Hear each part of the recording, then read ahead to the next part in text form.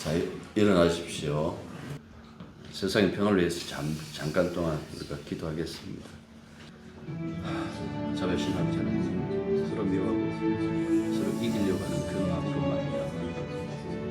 민족이 나라가 나라를 대적하는 이 참혹한 세계 속에서 주여 주님의 마음을 닮아가는 자들이 많아지게 하시고 그 마음만 품고 있는 것이 아니라 실제로 그 마음으로 서로 사랑할 수 있는 그런 세상이 될 수 있도록 역사하여 주시면 간절히 바라고 원합니다. 그저 우리들의 그 삶을 불쌍히 여겨주시오며 주님이 주시는 그 평화가 이 땅에 넘칠 수 있도록 주님 이번 크리스마스 주님의 친도 이끌어 주시옵소서. 예수님 이름으로 기도드립니다.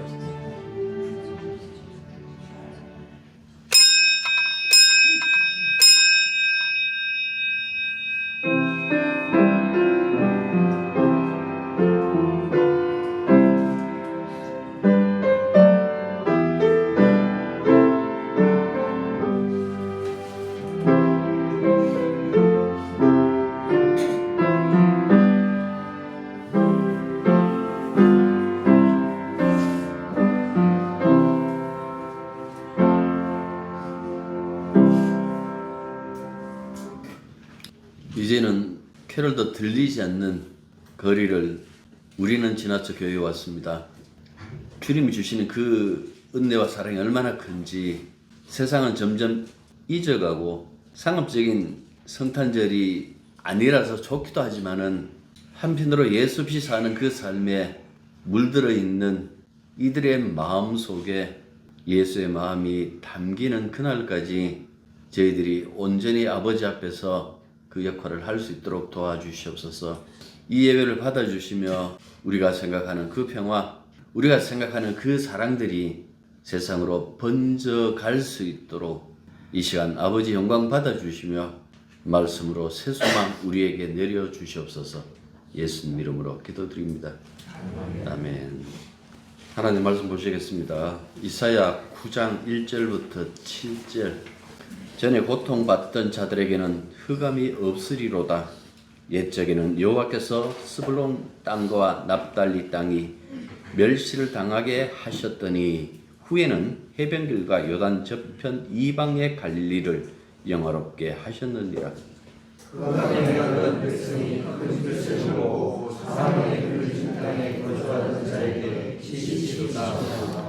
주께서 이 나라를 창성하게 하시며 그 즐거움을 더하게 하셨으므로 추수하는 즐거움과 탈취물을 나눌 때의 즐거움 같이 그들이 주 앞에서 즐거워하오니 이는 그들이 무겁게 된 동행과 그들의 형제의 채찍과 그 압제자의 한계를 주께서 주시되 내가 내 말과 같이 하셨음이니이다. 어지러이 싸우는 군인들의 신과 피 묻은 겉옷이 불에 섭같이 살라지리니 이는 하나님과 우리에게 하고 하나를 우리에게 주신 바 되었는데 그의 어깨에는 정사를 배웠고 그의 이름은 주여라 전능하신 하나님이라 영존하시는 아버지가 평강에 더할 것이니라. 다 같이요. 그 정사와 평강의 다함이 무궁하시며 또 다윗의 왕자와 그의 나라에 군림하여 그 나라를 굳게 세우고 지금 이후로 영원히 정의와 공의로 그것을 보존하실 것이라. 만군의 여호와의 열심히 일을 아멘. 자, 마태복음으로 갑니다. 2장 13절부터 읽겠습니다. 그들이 떠난 후에 추의 사자가 요셉에게 현몽하여 이르되 헤롯이 아기를 찾아 죽이려 하니 일어나 아기와 그의 어머니를 데리고 애굽으로 피하여 내가 내게 이르기를 거기 있으라 하시니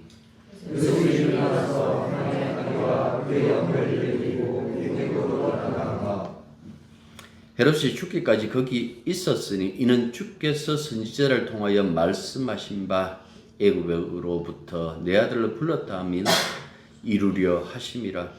이에 헤롯이 박사자들에게 소문을 알고 신이蒙하여 사람을 보내어 베들레헴과 그 모든 지역 안에 있는 사람들에게 박사들에게 자세히 알아보고 그때를 주선하여 두 살부터 그 아래로 다 죽이니 하시니 다 같이요.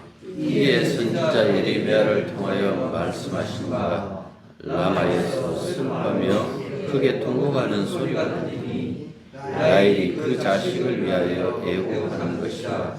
그가 자식이 없으므로 위로받기를 거절하였다 함이 이루어지리라. 아멘. 내년은 좀 달라질까요?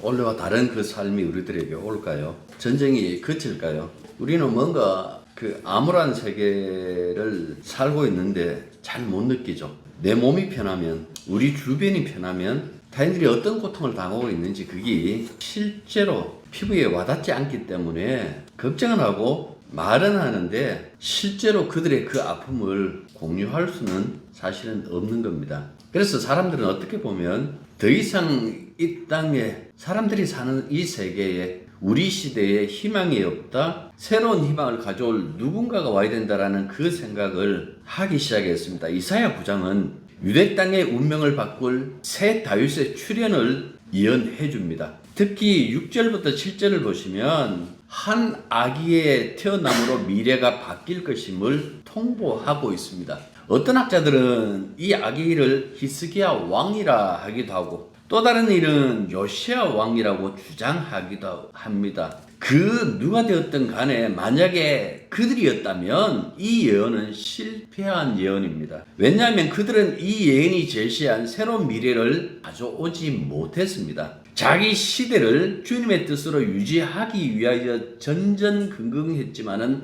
그것조차 실패합니다. 그러니까 그들의 꿈은 이 예언과는 전혀 어울리지 않습니다. 성취되지 않았다고, 나라가 사라져 버렸다고 이 예언이 폐기될까? 그런데 폐기되지 않았습니다. 어떻게 보면 바벨론 포로기 70년은 이 예언에 대한 기대감이 더욱더 충만해졌는데 특히 신약의 저자들이 이 메시아 예언을 예수 그리스도에 관한 예언으로 받아들였습니다.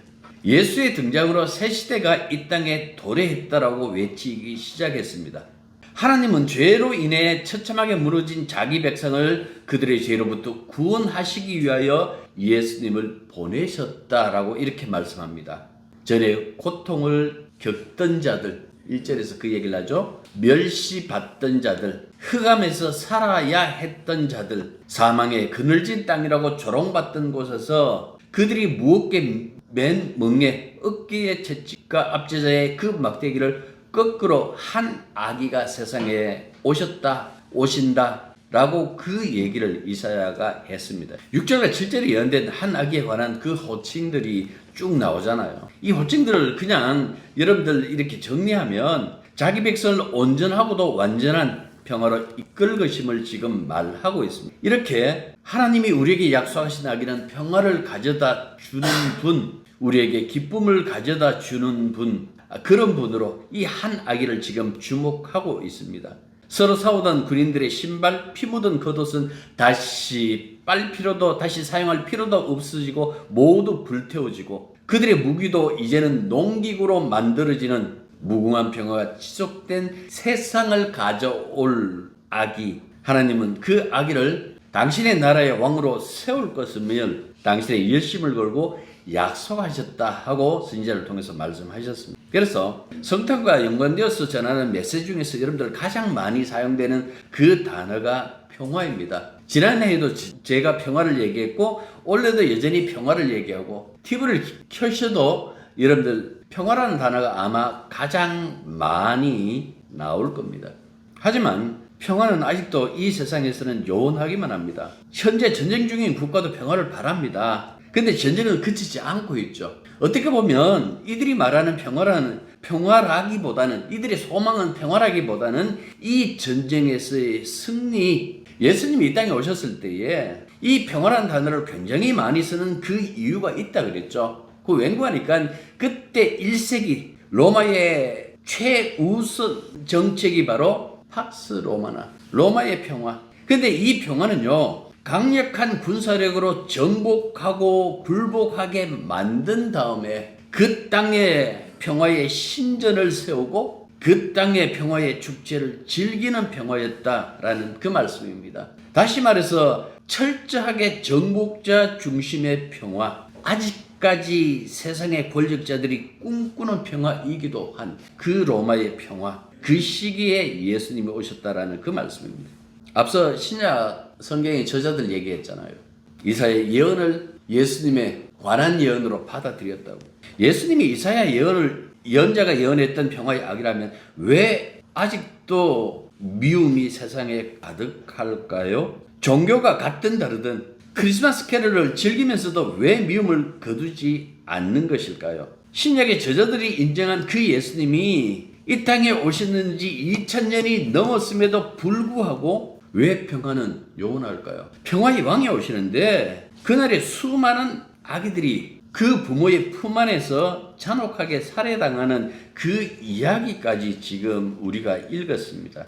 자식을 잃은 이들은 천사들의 캐럴을 들은 자들도 아닙니다. 평화의 아기가 오셨다고 기뻐하고 축하한 이들도 아니었습니다. 이사야의 예언도 모르고 그 예언했던 평화의 아기가 세상에 태어난 줄도 모르는 그 무지몽매한 자들인데 이 자들의 아기가 살해당합니다. 단지 시기와 장소가 비슷하다는 이유로 베들레헴 인근의 부모들은 어린 아들들이 무참히 살해당하는 참척의 고통을 겪어야 했습니다.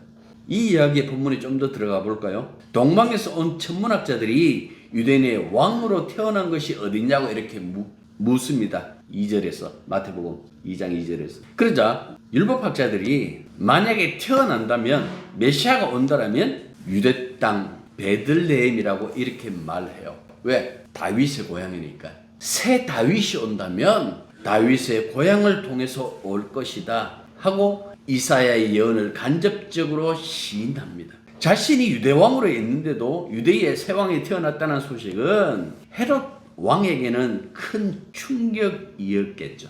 대왕 헤롯의 입장에서는 예수의 탄생은 반역이에요. 마치 사울이 이스라엘 왕으로 있음에도 하나님이 다윗에게 기름 부어 그를 이스라엘의 새 왕으로 삼은 것과 같은 그 충격이죠. 기존의 권력자들은 새 왕의 탄생을 반갑게 여기지 않습니다. 헤롯은 박사들을 은밀하게 불러서 이렇게 묻습니다. 별이 나타난 때가 언제냐? 너희들이 만약 그곳에 가서 찾아보고 사실이라면 돌아와서 내게도 얘기해달라. 나도 그에게 가서 그에게 경배하고 싶다라고 박사들에게 얘기를 합니다. 성에서 나온 박사들은 다시 나타난 별의 인도로 새 왕이 되실 아기를 만나 충만한 기쁨으로 그에게 경배하고 선물을 드렸습니다. 그리고 꿈에 나타난 천사의 지시대로 헤롯을 만나지 않고 자신의 고국으로 돌아갔다라는 그 얘기가 우리가 읽지 않았던 그 부분에 있습니다. 박사들이 떠난 후에 천사가 요셉에게도 나타납니다. 그리고 아기와 마리아를 데리고 애굽으로 이집트로 피하라고 그렇게 일러줍니다. 요셉은 아기 예수와 마리아를 데리고 애굽으로 가서 헤롯이 죽기까지 거기에 숨어 삽니다. 재미나는 것은 마태는 이 일이 호세의 예언을 이루기 위하여 하나님의 조치였다라고 이렇게 말을 해요. 그래서 마태복음 2장 15절 보십시오. 이집트에서 내 아들을 풀었다 함을 이루려 함이라 라고 이렇게 얘기를 해요. 이거는 제가 몇 번 그 얘기를 했습니다. 만약 이 이야기를 하려면 이게 돌아오고 난 다음에 뒤에 넣어야 된다라고. 그런데 왜 이걸 애굽으로 떠나기 전에 이 말씀을 했을까라고 하면서 그 말씀 여러 번 드렸어요. 장소가 바뀌었다라고. 지금 유대 땅이 애굽이 되고 애굽의 파라오 대역을 하는 자가 누군가 하니까 헤롯이 하잖아요. 헤롯은 출애굽기 1장 16절에 기록된 대로 그 파라오의 악행을 저지릅니다. 히브리 사람 중에 사내아이가 태어나면 다 죽여라. 그래서 베들레헴 인근에서 태어난 2살 아래의 남자 아기를 살해합니다. 마태는 그 상황을 이렇게 전하죠. 헤롯은 박사들에게 속은 것을 알고 몹시 노하였다. 그는 사람을 보내어 그 박사들에게 알아본 때를 기준으로 베들레헴과 그 가까운 온 지역에 사는 2살짜리로부터 그 아래의 사내아이를 모조리 죽였다. 이리하여 연자 예레미야를 씻겨서 하신 말씀이 이루어졌다. 라마에서 소리가 들려왔다. 울부짖으며 크게 슬퍼 우는 소리다. 라헬이 자식을 잃고 우는데 자식이 없어졌으므로 위로받으려 하지 않았다. 이 이야기를 해요. 이 라마라는 곳은 바빌론 포로로 잡혀갈 때 그 포로 집결지. 우리의 경험으로 얘기하면 145때 때의 흥남부두 베들레헴이 떡집이라는 그 뜻이에요. 그러니까 풍요로운 집. 백성들을 살리기 위하여 공급할 수 있는 어떤 의미를 가지고 있는 베들레헴. 이게 라마가 된 거예요. 비통과 절규가 가득 채워지는 그 람으로 변했다. 그래서 첫 번째 크리스마스는 천사들의 캐럴과 아기 예수를 찾은 목자들과 동방박사들의 선물로 꾸민 그 기쁨의 날이 아니었습니다. 이유도 알지 못하고 자식을 잃어야 했던 그 억울함이 하늘에까지 닿을 만큼 큰 울부짖음의 날이었습니다. 마태는 잔혹한 이 사건을 가지고 뭐라고 얘기를 하는가 하니까 예레미야의 성취하고 17절에서 18절 이렇게 기록합니다. 이 슬픔까지도 예언자의 예언의 성취라고 담하게 기록하고 있는, 분명히 미래를 바꿀 악이라고 얘기했잖아요. 평화를 가져다 줄, 정의와 행복도 가져다 줄 그 악이라고 했는데 왜 어린 자식들이 잔혹하게 살해되는 것을 눈으로 목격하는 날이 되었을까? 왜 그렇게 되었을까요? 목사님, 그는 세상이 악해서 그렇겠죠. 예, 맞습니다. 세상이 악해서 그렇다고 치면 그 위기에서 벗어난 살아남은 예수님, 그 예수님이 과연 이사야가 말한 평화를 세상에 가져오셨을까? 당신도 결국 권력자의 손에 살해당하고 말지 않습니까? 물론 부활하셨어요. 그러면 예수님이 부활하셨으면 그때부터 세상이 달라졌을까? 부활하신 예수님은 40여일 제자들과 머무시다가 하늘로 올라가셨다라고 그렇게 말해요. 그리고 세상은 여전히 동일한 그 모습의 세상, 어제의 삶이 오늘의 삶이고 오늘의 삶이 내일의 삶이 될 거예요. 변함없는 그 삶을 그들은 살아가고 있었습니다. 그렇다면 예언자가 말한 이 평화는 무엇이고 그 결과는 또한 무엇일까요? 예수님은 십자가에서 다 이루었다고 선언하셨는데 왜 우리는 여전히 전쟁 중이고 평화를 누리고 살고 누리면서 살지 못하고 있을까요? 이제부터 그 얘기를 합니다. 하나님 여러분들, 예수님이 전한 하나님의 나라는 세상에 속하지 않았어요. 예수님이 말씀하시는 평화는 팍스가 아니라 샬롬입니다. 칼과 권력으로 무자비하게 강제된 평화가 아니라 하나님의 사랑으로 만들어지는 하나님과 사람 간의 그 평화. 예수님의 평화는 힘으로 이루어내지 못합니다. 그래서 칼을 쓴 자 칼로 망한다고 하시며 자기 몸을 친히 평화의 제물로 내놓으셨습니다. 이렇게 이룩되는 것을 가지고 샬롬이라고 그렇게 얘기를 합니다. 샬롬은 경제적인 평화일까요? 초대교회 때 가진 자들이 자기 재산을 다 팔아서 가난한 자들과 공유했습니다. 주님이 원하셨던 평화는 그런 평화인가요? 아닙니다. 초대교회 공동체에 일어났던 재산 공유는 일시적인 현상으로 그쳤는데 그것도 아름다운 모습으로 그친 것이 아니라 탐욕으로 그칩니다. 돈이 있는 곳에 탐심이 일었습니다. 그들은 서로 혜택을 보기 위해서 앙다웅사하기 시작하죠. 헬라 말을 쓰는 과부들과 유다 토박이 과부들이 서로 교회가 자신들을 차별한다고 항의하기 시작했습니다. 인간은 이처럼 현실에 만족하지 않습니다. 점점 더 나은 것을 요구하죠. 가난한 백성들이 예수님의 500위의 기적으로 배가 부르자 그때부터 예수님을 따라다니면서 무엇을 요구합니까? 빵을 요구하기 시작하죠.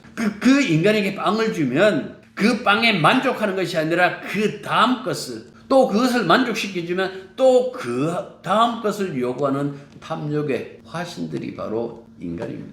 그렇다면 예언자가 예언하고 예수님 이루신 평화는 어떤 평화라고요? 1년 내내 이 이야기를 했습니다. 하나님과 우리들의 관계의 평화. 하나님의 형상으로 지음을 받았던 그때처럼 하나님과의 바른 관계의 회복. 여러분들 굉장히 막연하게 들리죠? 세계의 평화도 아니고 경제적인 평화도 아니고 하나님과의 관계의 평화? 예수님은 산상수를 위해서 그 얘기를 합니다. 복이 있을 것입니다 라고 이렇게 팔복에서 복을 선언하세요. 그리고 평화를 일구는 사람은 하고 평화를 만들어가는 사람, 피스메이커, 그들이 하나님 자녀라고 불릴 것입니다 라고 그렇게 얘기를 해요. 물론 우리가 이 땅에서 사람과 사람 사이에 그 상호간의 적개심을 없애고 평화를 갖는 것 맞습니다. 그 맞는데요, 그 적개심을 없애는 것이 어떻게 없어지느냐? 통 큰 마음을 품고 그래 안 됩니다.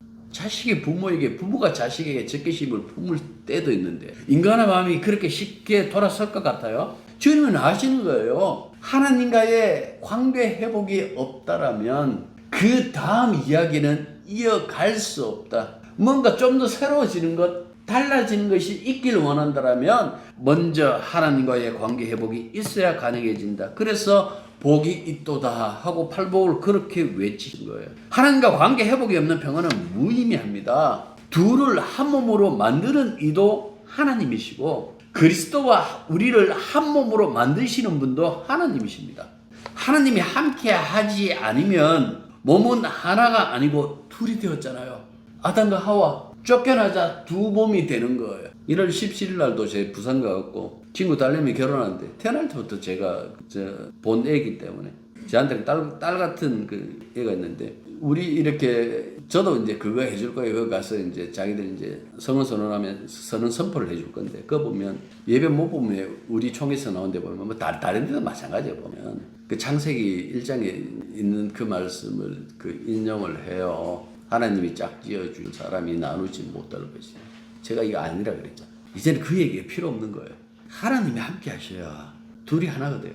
그 에베소서에서 그 얘기를 하거든요. 이방인과 유대인을 한 사람, 하나의 사람으로 만들어요. 그게 하나의 공동체란 이야기죠. 그래서 예수 안에서 이 사실이 없으면 결국은 걷잡을 수 없이 분열해요. 둘이 되었다가 넷이 되었다가 계속해서 분열하기 시작합니다. 그 끝도 없이 분열하는 것이 인간 세계예요. 인간사가 안고 있는 모든 문제는 인간 상호 간의 이해로만 해소되는 것 결코 아닙니다. 근본 문제가 밑바닥에 깔려져 있어요. 이 문제가 해소되어야 비로소 그 다음 단계로 나갈 수 있는데 이를 위하여 예수께서 십자가에서 우리의 죄와 허물을 담당하시고 하나님과 사람 사이의 평화의 기틀을 놓으셨다 하고 복음은 이렇게 말씀하고 있습니다. 그리스도 안에 있는 사람들, 예수 믿는 사람들은 하나님과 화목된 자이기에 이 평화를 누립니다. 우리는 양자의 영을 받아서 하나님의 자녀가 되었습니다. 그래서 이 평화를 주님처럼 세상에 퍼뜨리고 사는 겁니다. 이 관계의 평화가 정말 중요한 것은 장차 우주의 종말이 자원의 고갈에 의한 것도 아니고 환경 파괴로 인한 것도 아니고 돌발 상황이 생겨서 그렇게 되는 것도 아니고 분명히 성경은 창조주이신 하나님의 손에 의해서 우주의 미래가 바뀐다고 말씀하고 있어요. 그때 관계의 평화가 힘을 발휘합니다. 영원한 평화와 변화될 그 미래는 모든 사람의 것이 아니고 예수 믿는 자들의 몫이다 하고 성경은 우리들에게 말씀하고 있습니다. 주님이 오실 때도 그 모습이 달라졌잖아요. 아기 예수를 보기 위해서 달려왔던 사람들. 그렇지 않고 예루살렘 궁전에 속한 자들은 아기 예수께 와서 경배하지도 않았고 도리어 평화의 아기를 죽이려고 했던 자들, 아니 끝끝내 죽였던 자들. 주님의 역할은 사람과 하나님 사이에 그 평화의 가교가 되는 것. 그래서 우리가 지금도 읽고 있는 누가복음에서는 우리 기도 중에도 나왔죠. 누가복음 2장 14절 지극히 높은 곳은 하나님께 영광이요 땅에서는 하나님이 기뻐하신 사람들 중에 이렇게 얘기를 했어요. 모두가 아니라 하나님이 기뻐하신 사람들 중에 평화로다. 성탄절이 말하는 평화는 바로 이 평화. 여러분들 이 평화는 우리의 미래에 누릴 평화이기도 하지만 믿음 안에서는 현재에도 언제든지 누릴 수 있는 평화가 바로 이 평화. 전설을 따라오든 별을 따라오든 말씀을 따라서 오든 아니면 친구를 따라서 오든 그 과정이 어떻든 예수님께 와서 그분을 주님으로 영접하고 믿으면 이 선물을 받는다고 성경 말씀해 주고 있습니다. 성경에 시므온, 안나, 목자들, 동방박사 이 사람들이 예수님을 만나고 난 뒤에 벼락부자가 되었습니까? 돈벼락을 맞은 것처럼 했는데 그 부분 내가 동의를 못하겠어요. 돈벼락 맞아본들 그 돈이 인생을 망쳐요. 갑자기 돈벼락 맞은 사람 치고 제대로 인생 사는 사람 아무도 없어. 그 중에 희귀한 사람도 있겠지만은 받자마자 이렇게 다 후원해버리고 가끔 기적처럼 그런 사람들이 나긴 한데 대부분 사람들의 돈벼락 맞으면 서서히 이렇게 한 단계 한 단계 올라가지 않고 갑자기 돈벼락 맞으면 그 요양 때문에 그 인생이 무너집니다. 이 사람들은 그냥 자기 일상 속으로 그냥 돌아갔어요. 가난한 자들은 여전히 가난한 삶을 자기에 살았고 거친 삶을 살이 되는 자들은 거친 삶을 여전히 살았지만은 그들 마음속에는 누구도 빼앗을 수 없는 평화 하나는 자리 잡고 있었죠. 미래에 새 소망이 생겼구나. 인간의 미래가 달라지겠구나. 인류의 미래를 진노에서 평화로 바꾸기 위해서 사람의 몸으로 오신 예수님, 이제 여러분의 몸이 평화의 주님의 몸이에요. 이 얘기하고 싶은 거예요. 우리가 평화를 만들어가는 사람들. 필수니까. 성탄절이라고 이제 성탄절 관련된 영화를 해줬어요. 성탄 그 하면서 여러분들 그 산타클로스 그 얘기, 니콜라스 얘기를 해요. 아마 유럽 쪽에서 만든 그 영화 같은데 그 영화에서 그 병든 자기 동생을 데리고 병원 가기 위하여 부모는 나가고 니콜라스 혼자 남아있다가 그 다음날 사람들로부터 얘기를 들어요. 얼음이 끼어지고 빠져 죽었다고, 그 식구가. 그래서 이 아이를 이제 마을에서 키우기 위해 6가구의 마을이 돌아가면서 아기를, 이 니콜라스를 키우는데 1년마다 이제 돌아가는 거예요. 돌아갈 때마다 조각했던 하나의 그 인형을 선물로 그쪽에 있는 아이들에게 선물로 주고, 이 이야기를 이렇게 이어서 가요. 이건 뭐 워낙 이 산타클로스에 대한 그 이야기들이 많아요. 성 니콜라우스라는 그 성인의 옛날에 뭐 선물을 준 그걸 얘기를 했다는, 어쨌든 뭐 필요 없는데 그 이제 제가 얘기하고 싶은 이거예요. 그런데 그 선물로 주던 것이 성장하고 나이가 들고 죽기까지 계속해서 그걸 멈추지 않는 거예요. 처음에는 자기가 겪었던 그 6가구의 그 아이들에게만 선물 주다가 그 다음에 그 주변 마을에 선물을 돌리기 시작하다가 그리고는 점점 그 범위를 넓혀가기 시작한 거예요. 예수님이 말씀을 가만히 생각해 보시면 너희들이 내 증인이 되는데 예루살렘과 유다와 사마리아와 온 땅 끝까지라고 이렇게 말씀하시잖아요. 우리의 평화가 바로 이렇게 만들어져 간다라는 이야기예요. 예수 믿는 나라들이 왜 저렇게 싸웁니까? 믿지 않는 사람들이 얘기하면 여러분 이렇게 얘기해요. 저것들 예수 믿는 것 아니다. 저것들은 권력에 취해 있는 자다. 예수 믿는 사람은 권력을 취하지 않는다. 예수 믿는 사람은 사랑을 취하지, 자비를 취하지, 은혜 주는 것을 기뻐하지, 권력을 취하여 권력으로 사는 것을 원치 않는다. 모양만 크리스찬들이다. 그 얘기하시고 여러분들이 이제는 주님의 몸이잖아요. 평화의 악이잖아요. 평화의 몸이잖아요. 피스메이커들이니까 우리가 분립화원이 아닌 화합을 만드는 사람, 공동체에 들어가면 화평의 옷을 입혀주는 사람, 그것이 바로 이 세상을 살 동안 우리가 해야 할 일이라는 것을 여러분들 잊지 마시기 바랍니다. 기도하겠습니다. 아버지, 그냥 캐롤 몇 곡 부르고 헌금하고 그렇게 지내는 것이 성탄이 아니라 진심으로 내 주변부터 주님의 평화를 점점 물들이는 그 장인의 삶을, 평화의 장인의 삶을 우리가 살아야 된다는 그 사실을 잊지 말게 해 주십시오.